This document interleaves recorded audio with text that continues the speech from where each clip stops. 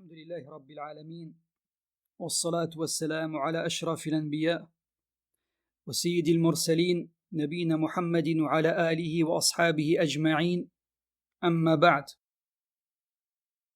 بفضل الله, nous continuons cette série de cours consacrée à l'étude d'Al-Arba'in al-Nawawiyya, des 40 ahadiths rapportés par l'imam al-Nawawi dans son livre, en nous basant sur l'explication du cheikh Sulayman al-Ruhayli, hafidhahullah, qu'Allah le préserve.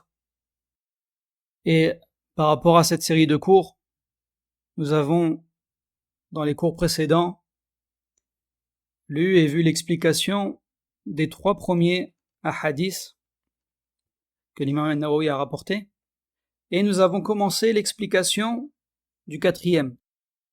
Naam. Donc on va relire le 4e hadith rapidement بإذن تعالى. عن أبي عبد الرحمن عبد الله بن مسعود رضي الله عنه قال: حدثنا رسول الله صلى الله عليه وسلم وهو الصادق المصدوق إن أحدكم يجمع خلقه في بطن أمه 40 يوما ثم يكون علقة مثل ذلك ثم يكون مضغة مثل ذلك ثم يرسل الملك فينفخ فيه الروح ويؤمر ب4 كلمات بكتب رزقه وأجله وعمله وشقي أو سعيد فوالذي لا إله غيره إن أحدكم ليعمل بعمل أهل الجنة حتى ما يكون بينه وبينها إلا ذراع فيسبق عليه الكتاب فيعمل بعمل أهل النار فيدخلها وإن أحدكم ليعمل بعمل أهل النار حتى ما يكون بينه وبينها إلا ذراع فيسبق عليه الكتاب فيعمل بعمل أهل الجنة فيدخلها رواه البخاري ومسلم. Abu Abdurrahman Abdullah ibn Mas'ud radiallahu anhu a dit: le messager d'Allah sallallahu alayhi wa sallam, qui est le véridique, le digne de confiance, nous a rapporté: l'un d'entre vous voit sa création rassemblée dans le ventre de sa mère pendant 40 jours sous forme de nutfa, sous forme de goutte de sperme, puis devient une adhérence pendant une période semblable, puis devient un morceau de chair mâché pendant une période semblable.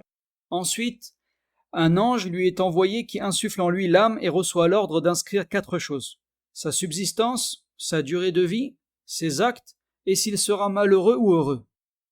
Par Allah, en dehors de qui il n'y a aucune divinité digne d'adoration, l'un d'entre vous agit avec les œuvres des gens du paradis au point qu'il ne reste entre lui et celui-ci qu'une coudée, mais ce qui est écrit le devance, et il accomplit alors les œuvres des gens de l'enfer, et il y entre. Et l'un d'entre vous agit avec les œuvres des gens de l'enfer, au point qu'il ne reste entre lui et celui-ci qu'une coudée, mais ce qui est écrit le devance, et il accomplit alors les œuvres des gens du paradis, et il y entre. Rapporté par Al-Bukhari et Muslim. Donc ce hadith, nous avons vu une partie de son explication lors du cours précédent. Nous avons appris qu'Allah subhanahu wa ta'ala a assigné au fœtus, alors qu'il est encore dans le ventre de sa mère, dans l'utérus, il lui a assigné un ange. Et on a vu également que, par rapport au fœtus, celui-ci passe par des étapes. Il est d'abord une nutfa, c'est-à-dire une substance qui est mélangée, provenant du sperme de l'homme et de l'ovule de la femme, pendant 40 jours. Il n'y a rien d'autre qui vient l'altérer pendant ces 40 jours-là.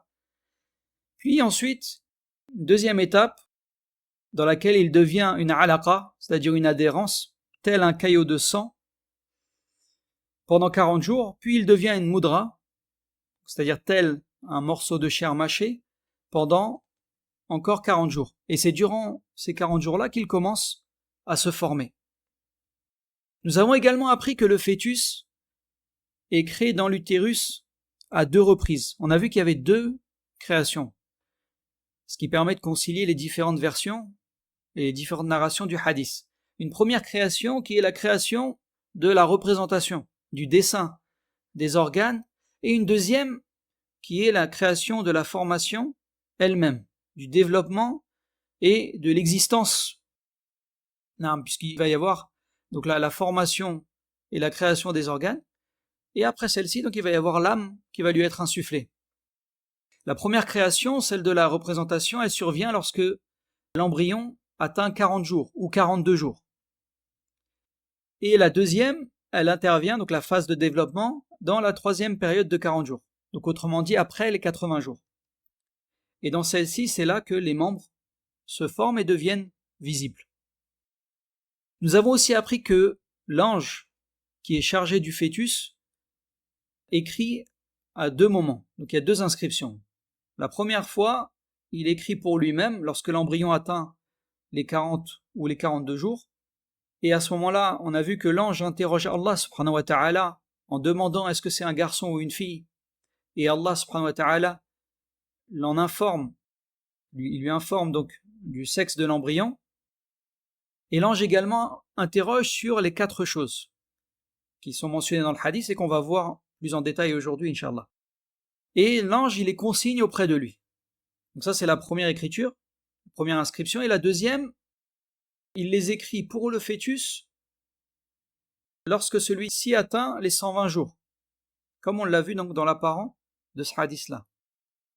Et donc cela a été précédemment abordé et permet de réunir entre les différentes narrations et les différents ahadiths à ce sujet. Donc l'âme est insufflée en lui lorsqu'il atteint 120 jours. Alors soit lorsqu'il atteint les 120 jours précisément, ou soit un petit peu après. Non. Et donc on s'en était arrêté là pour ce qui a précédé du hadith. Ensuite, donc le prophète sallallahu alayhi wa sallam, il dit wa yu'maru bi arba'i kalimat. Donc l'ange yu'maru bi arba'i kalimat, c'est-à-dire il reçoit l'ordre d'inscrire 4 choses. Donc littéralement 4 paroles. Donc il reçoit l'ordre d'écrire 4 paroles, c'est-à-dire 4 décrets, 4 choses qui ont été prédestinées, qui ont été écrites. Bi katbi rizqihi, donc sa subsistance. Donc ça, c'est la première des 4 choses. Donc sa subsistance est consignée. Donc c'est la quantité de sa subsistance et son genre. C'est-à-dire, est-ce qu'il aura une subsistance qui sera abondante ou alors une subsistance qui sera limitée? Et est-ce que cette subsistance, elle sera licite ou illicite? Ou sera-t-elle composée d'un mélange de licite et d'illicite? Tout ceci est inscrit et rien n'est omis. La deuxième chose, le prophète sallam il dit wa ajali, c'est-à-dire sa durée de vie. L'ange reçoit alors l'ordre d'inscrire le terme de la vie de cet être. Sera-t-il long ou court? Combien de temps vivra-t-il? Cela est écrit alors qu'il est encore dans l'utérus de sa mère. Et cela avait déjà même été écrit avant cela dans ce qu'on appelle al-lawh al-mahfouz, c'est-à-dire la tablette préservée. Naam. Al-lawh al-mahfouz, donc c'est la tablette préservée, c'est là où tout ce qui adviendra a déjà été écrit. Naam. Ensuite, donc la troisième chose, wa amali, donc ses actes. Donc ces actes sont inscrits. Sera-t-il parmi les pieux qui œuvreront dans l'obéissance d'Allah subhanahu wa ta'ala, ou bien sera-t-il parmi les gens qui auront des actes corrompus et mauvais? Wa shaqiyyun aw sa'id. Donc la quatrième chose que le prophète sallam a citée, wa shaqiyyun aw sa'id. Est-ce qu'il sera malheureux ou heureux? C'est-à-dire, si il sera heureux ou malheureux fil akhira, dans l'au-delà. Et notez s'il sera heureux ou malheureux. Ici, le ou qui est mentionné, s'il est heureux ou malheureux, ça indique une variation en fonction des fœtus. Donc parmi eux, certains seront inscrits parmi les malheureux et d'autres parmi les personnes heureuses. Et ce qui est visé donc par le bonheur et le malheur, c'est-à-dire dans l'au-delà, car c'est cela l'affaire la plus importante. La vie éternelle qui attend cet être. Et quant à ce monde, eh bien il est éphémère et instable. Ses plaisirs comme ses peines vont et viennent. Donc ce qui est voulu ici par l'inscription, c'est s'il sera heureux dans l'au-delà, c'est-à-dire s'il fera partie des gens du paradis. Et s'il est malheureux dans l'au-delà, c'est-à-dire s'il fera partie des gens de l'enfer.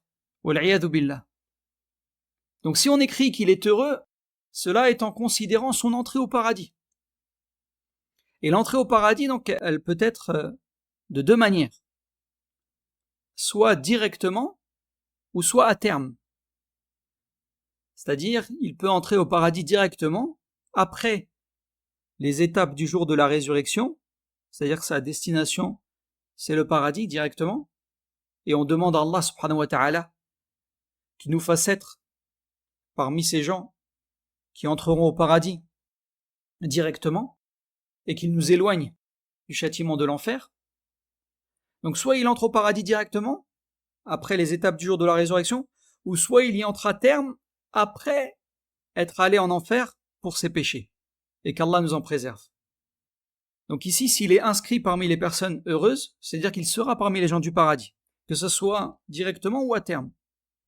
C'est pourquoi les savants disent, il est écrit qu'il est heureux en fonction de ce par quoi sa vie se termine, et de ce à quoi il aboutira. En fonction de ce par quoi sa vie se termine, c'est-à-dire si elle se conclut par des actions des gens du paradis, et qu'il entre au paradis dès le départ, et en fonction de ce à quoi il aboutira, c'est-à-dire s'il fait partie des monothéistes, des muwahhidines, de ceux qui unifient Allah subhanahu wa ta'ala dans leurs adorations, et qu'il fait partie des pécheurs parmi eux, et qu'Allah souhaite le châtier, alors sa destination finale sera le paradis, même si il passe d'abord par l'enfer. Donc ici on considère s'il est heureux en fonction de sa destination finale. Naam. Et donc, petite parenthèse, parce que ça c'est une notion importante, c'est que le muwahhid, celui qui concrétise le tawhid dans ses trois formes, et d'ailleurs, j'ouvre une parenthèse dans la parenthèse, excusez-moi, mais il y a le frère Ali Abou Zayd, qu'Allah le préserve, qui a commencé une série de cours sur la chaîne d'Ouros Rouen, où justement il a évoqué les catégories de tawhid. Ça c'est un sujet très important pour ceux qui voudraient soit avoir un rappel sur ce sujet ou apprendre sur ce sujet. Je vous conseille d'écouter, les deux cours qui sont disponibles sur la chaîne. Ça c'est un sujet qui est très important parce que celui qui concrétise le tawhid, et ça fait partie des mérites que je voulais mettre en avant ici, c'est que sa destination c'est le paradis. C'est-à-dire que même si la personne elle a des péchés et qu'Allah subhanahu wa ta'ala décide de le punir pour cela, bien au final, il finira au paradis. Ça fait partie des grands mérites du tawhid. Et donc le tawhid, celui qui concrétise le tawhid, c'est-à-dire celui qui concrétise les trois catégories de tawhid. Tawhid al-rububiyyah, donc le fait d'unifier Allah dans sa seigneurie, le fait de reconnaître que c'est lui le seul créateur, celui qui accorde la subsistance et qui gère les affaires dans sa création. Tawhid al-uluhiyya, donc la deuxième catégorie, le tawhid dans l'adoration, le fait d'unifier Allah dans l'adoration, que le musulman, il ne voue ses adorations qu'à Allah subhanahu wa ta'ala, et qu'il se détourne d'associer Allah subhanahu wa ta'ala dans quoi que ce soit. Et la troisième catégorie de tawhid, al-tawhid fil asma wa sifat. Unifier Allah dans ses noms et ses attributs, c'est-à-dire reconnaître les noms et les attributs qu'Allah subhanahu wa ta'ala s'est donné à lui-même dans son livre, le Coran, ou à travers la bouche de son messager, sallallahu alayhi wa sallam, dans la sunna, sans les renier, sans les déformer, sans faire ressembler Allah à ses créatures, et sans en rechercher le comment. Et en affirmant ces choses-là selon ce qui convient à Allah subhanahu wa ta'ala. Celui qui est muwahhid, eh bien, sa destination finale sera le paradis, bi'idhnillahi ta'ala. Naam. Donc je referme cette parenthèse. Donc s'il est écrit qu'il est parmi les personnes heureuses, c'est par rapport à sa destination finale, bi'idhnillahi ta'ala. Et s'il est écrit qu'il est malheureux, qu'il fera partie, wal'iyadhu billah, parmi les gens de l'enfer, en fonction de ce qu'il sera ou de ce par quoi sa vie se conclura, comme cela sera mentionné à la fin du hadith. Bien, nous savons que la durée de vie d'une personne, elle est écrite. Alors que cette personne-là, elle est encore dans l'utérus de sa mère. Et ce qui est écrit est immuable. C'est-à-dire que rien n'est diminué, rien n'est augmenté. La fin de la vie n'est ni précipitée, ni retardée. Cependant, quelqu'un pourrait se dire, il est rapporté dans certains hadiths que la vie peut être prolongée. Comme par exemple dans le hadith, où le prophète sallallahu alayhi wa sallam a dit « Celui qui souhaite que sa subsistance soit élargie et que sa vie soit prolongée, qu'il maintienne ses liens de parenté. » Donc quelqu'un pourrait se demander, si la durée de vie est déjà inscrite, eh bien comment on unit entre cette notion et ce hadith-là, dans lequel le prophète sallallahu alayhi wa sallam dit que celui qui maintient ses liens de parenté, eh bien sa vie, elle est prolongée. Eh bien nous disons, certains savants ont expliqué que ce qui est écrit ne change pas, et que l'augmentation qui est mentionnée ici, c'est plutôt en termes de bénédiction, en termes de baraka. C'est-à-dire que la personne, elle reçoit dans sa vie la baraka, de sorte qu'elle accomplisse des œuvres que d'autres ne pourraient pas réaliser, même avec une vie encore plus longue. Et d'autres savants ont dit que la durée de vie peut effectivement être prolongée, par rapport à ce qui est entre les mains de l'ange, mais pas par rapport à ce qui est écrit dans Al-Lawh al-Mahfouz, dans la tablette préservée. Parce que ce qui est écrit dans Al-Lawh al-Mahfouz, c'est fixe et immuable, ça ne change pas. Par contre, ce qui est entre les mains de l'ange peut changer. Naam. Donc ça, c'est un autre avis parmi les savants. Et dans cet avis-là, ici, la question qui se pose, c'est de quel ange on parle. Parce que certains ont dit que il s'agit de Malak al-Maut, l'ange de la mort. C'est-à-dire que ce qui est entre les mains de l'ange de la mort change si la personne maintient les liens de parenté. Et d'autres savants disent que cela concerne l'ange dont on parle dans ce hadith-là, l'ange qui est chargé du fœtus. C'est-à-dire qu'au moment où il a écrit le terme de sa vie, eh bien, le terme peut être augmenté si la personne maintient les liens de parenté. Naam. Et quant à la subsistance, donc si on revient un petit peu sur le fait que la subsistance, elle est écrite, donc il y a une notion importante, c'est que personne ne mourra tant qu'elle n'aura pas consommé tout ce qui lui a été destiné. L'enfant d'Adam, s'il désirait fuir sa subsistance, comme il fuit la mort, sa subsistance le rattraperait, comme la mort le rattrape. Donc ça, c'est la première chose, c'est que la subsistance, elle est écrite, et que tout ce qu'Allah subhanahu wa ta'ala, il t'a destiné en termes de subsistance, eh bien tu l'auras dans ce monde. Cependant, Allah subhanahu wa ta'ala a également prédestiné les moyens et les causes de la subsistance. Il ne convient donc pas à une personne de rester oisive en disant « ma subsistance est écrite et me parviendra ». Certes, Allah subhanahu wa ta'ala a prédestiné la subsistance, mais il a également prédestiné les causes de la subsistance. Le croyant doit donc s'en remettre à Allah, mais également œuvrer en suivant les causes pour obtenir la subsistance. Il ne doit pas non plus s'en remettre uniquement aux causes. Non. Le croyant, il réunit entre les deux. At-tawakkul ala Allah, il s'en remet à Allah subhanahu wa ta'ala, il place sa confiance en Allah, wa yubaddil bil asbab, et il fait les causes. Non. Il fait les causes, et une fois qu'il a fait les causes, alors il se contente de ce qui lui parvient, car ce qui lui parvient est la subsistance qui lui a été écrite. Il ne doit pas se rendre malheureux. Il fournit l'effort, et si ce qui lui parvient est peu, il s'en contente, car c'est ce qui lui a été écrit. Il agit, il fait les causes, tout en plaçant sa confiance en Allah subhanahu wa ta'ala. Et il est apaisé par ce qui lui parvient, et se satisfait de ce qui lui est destiné. Et c'est ça le bonheur. Car, par Allah, ô fils d'Adam, tu ne mourras pas tant qu'il restera pour toi un seul centime dans ce bas monde. Donc la subsistance qui est écrite pour chaque individu, elle lui parviendra. Non, donc la subsistance, elle est écrite, sa durée de vie et également ses œuvres. Et s'il sera heureux ou malheureux, donc comme on l'a vu, s'il fera partie des gens du paradis ou des gens de l'enfer. Et on demande à Allah subhanahu wa ta'ala qu'il nous fasse être parmi les gens du paradis.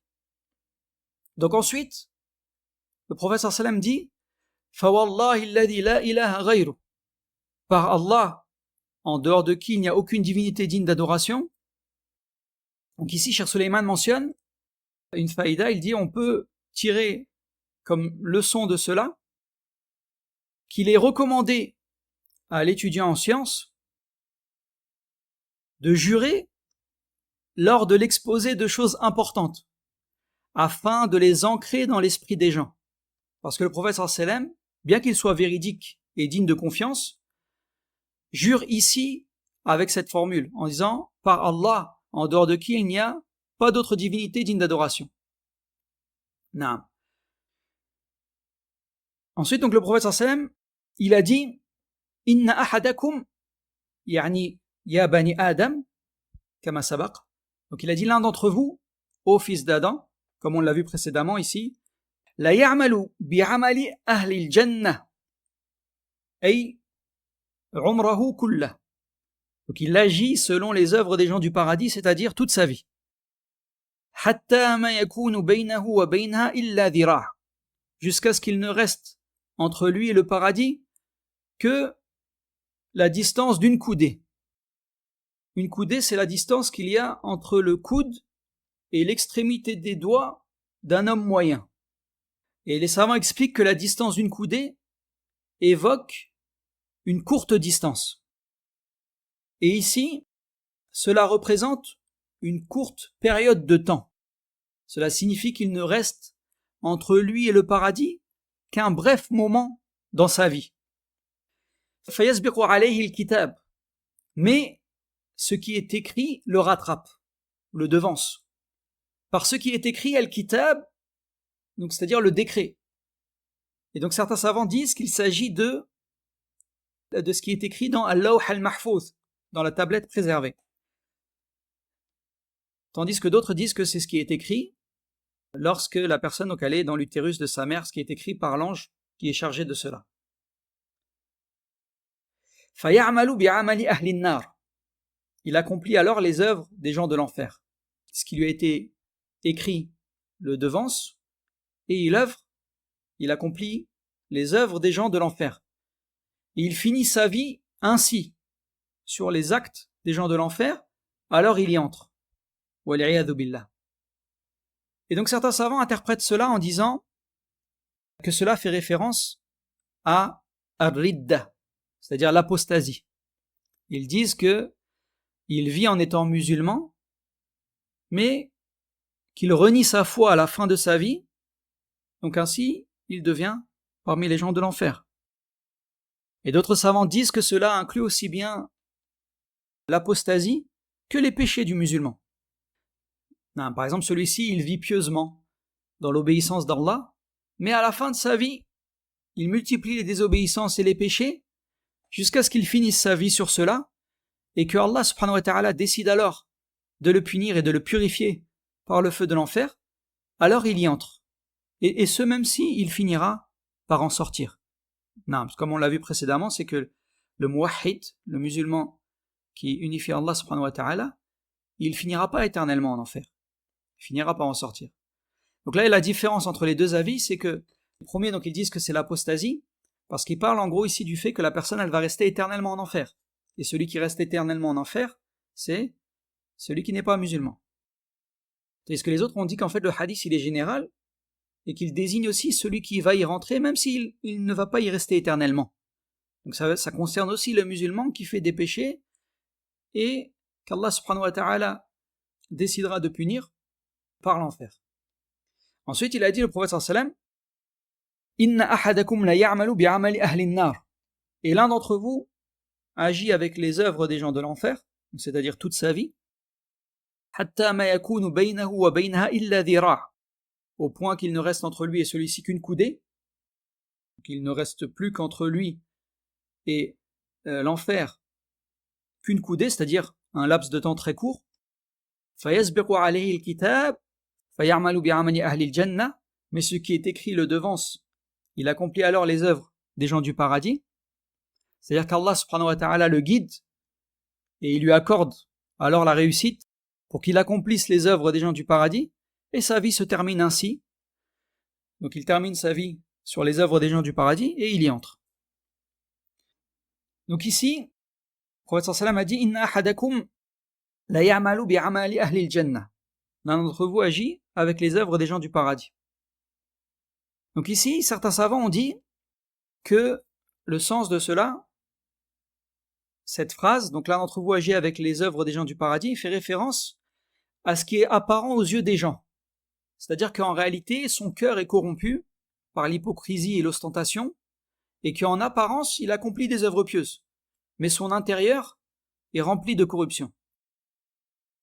Et il est certes mentionné dans un hadith, qui est rapporté dans les 2 recueils de hadiths authentiques, donc par l'imam al-Bukhari et l'imam Muslim, que le prophète sallallahu alayhi wa sallam a dit « Inna ar-rajula la ya'malu 'amala ahli al-jannati fima yabdu lin-nas wa huwa min ahli an-nar wa inna ar-rajula la ya'malu 'amala ahli an-nar fima yabdu lin-nas wa huwa min ahli al-jannah » L'homme peut agir avec les œuvres des gens du paradis selon ce qui apparaît aux gens alors qu'il est parmi les gens de l'enfer, et il peut agir avec les œuvres des gens de l'enfer selon ce qui apparaît aux gens alors qu'il est parmi les gens du paradis. Non. Et d'autres savants disent que cela signifie qu'il montre ses œuvres pieuses alors que son cœur est corrompu. Puis cela finit par se révéler à la fin de sa vie, et donc celle-ci se termine par cela, c'est-à-dire par les œuvres des gens de l'enfer. Et d'autres savants disent qu'il faut prendre le hadith selon son sens apparent, c'est-à-dire une personne agit selon les œuvres des gens du paradis, puis en fin de sa vie, ce qui lui est écrit et décrété la rattrape, et elle accomplit les œuvres des gens de l'enfer.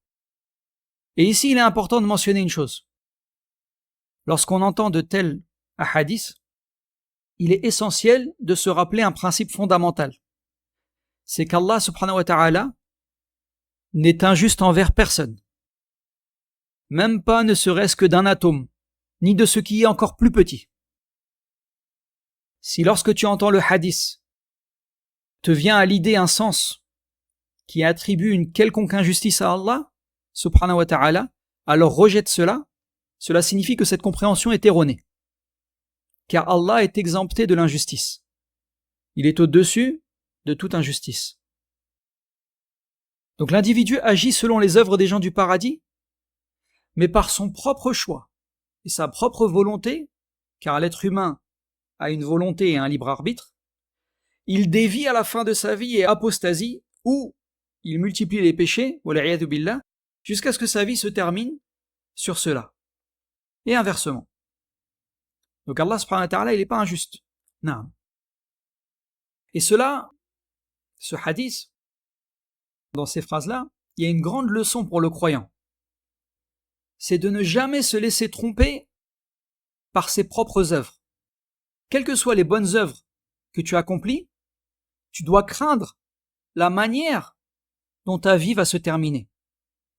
Car comme le prophète sallallahu alayhi wa sallam a dit, innamal a'mal bi khawatimiha, c'est-à-dire les actes ne valent que par leur fin. Ça c'est un hadith qui est rapporté par Al-Bukhari. Donc le croyant doit toujours craindre la mauvaise fin, même s'il accomplit de nombreuses bonnes œuvres. De même, le croyant, en accomplissant une bonne œuvre, peut se dire qu'il est possible que ce soit sa dernière et que sa vie va se terminer par celle-ci. C'est pour cela, ô serviteur d'Allah, que lorsque tu entreprends une action, tu dois penser qu'il s'agit peut-être de ta dernière œuvre dans ce monde. Ainsi, cela te poussera à l'accomplir de la meilleure des manières, car les actes ne valent que par leur fin. De même, l'homme avisé, le doué de raison, ne se laisse pas tromper en se disant « je vais faire des péchés, je vais désobéir à Allah subhanahu wa ta'ala dans la première partie de ma vie et je ferai des bonnes œuvres à la fin de ma vie, parce que les actes ne valent que par leur fin. » Le doué de raison ne peut pas se dire ça, parce qu'en réalité, nul ne sait quand il mourra et quand son âme sera retirée de son corps. Lorsque l'âme d'un serviteur l'incite à désobéir, il doit se rappeler que son âme peut quitter son corps alors qu'il est dans cet état, alors qu'il est dans ce péché, dans cette désobéissance. Il peut mourir pendant qu'il est sur ce péché. Et les actes ne valent que par leur fin. Et celui qui meurt dans un état sera ressuscité dans cet état. Donc la connaissance de cette réalité doit pousser le croyant à persévérer dans l'obéissance à Allah subhanahu wa ta'ala et les bonnes œuvres et à délaisser les péchés. Il reste deux choses que l'on peut mentionner par rapport à ce hadith-là. La première, c'est que certains savants ont dit, concernant la fin du hadith, que c'est une parole d'Ibn Mas'ud, radiyallahu anhu, à partir du moment où il a dit « Fawallahi alladhi la ilaha ghayru » par Allah, en dehors de qui il n'y a pas de divinité digne d'adoration. Donc certains ont dit que, à partir de ce moment-là, c'est plus une parole du prophète sallallahu alayhi wa sallam, mais c'est une parole d'Ibn Mas'ud. Ils ont dit que cela est une explication d'Ibn Mas'ud basée sur ce qu'il a compris des paroles précédentes. Mais cet avis-là est rejeté. Marjouh. Ce qui est correct, c'est que cette phrase est bien une parole du prophète sallallahu alayhi wa sallam. Car cela est la base dans ce que rapportent les compagnons, et c'est ce qui est apparent également. Et cela est confirmé par les autres narrations du hadith. C'est donc une parole du prophète sallallahu alayhi wa sallam. Donc ça c'est par rapport à la première chose.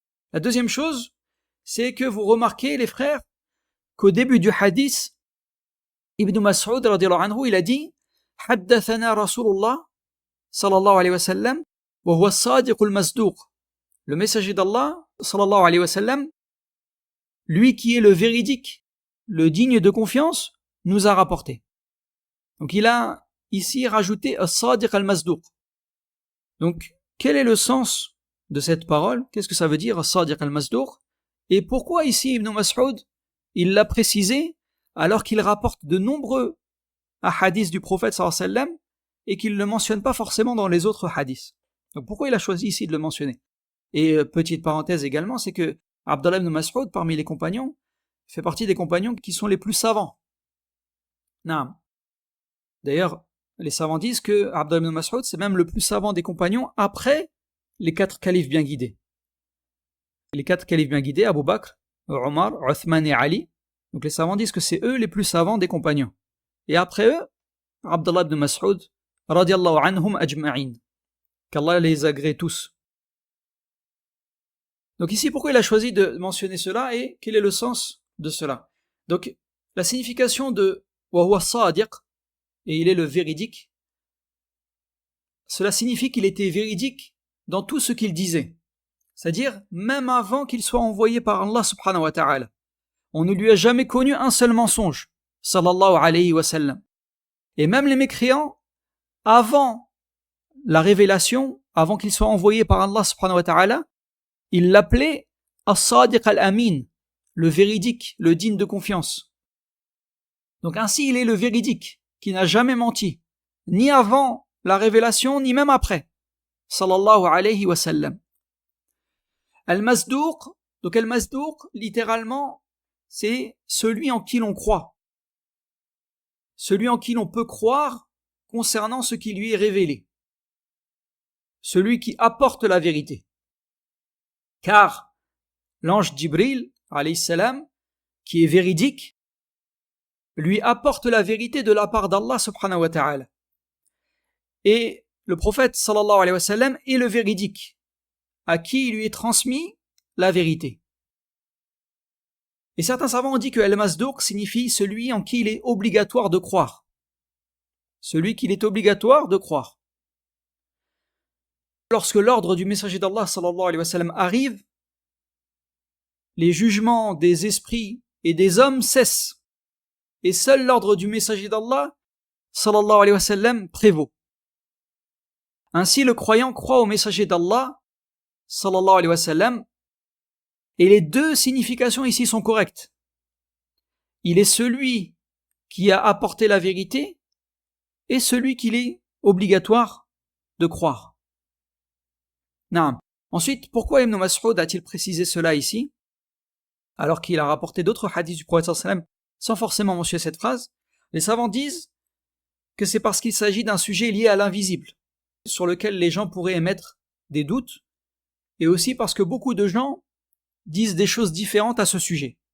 Ainsi, Ibn Mas'ud, radiallahu anhu, rappelle que nous devons croire au prophète, sallallahu alayhi wa sallam, et rejeter toute autre parole.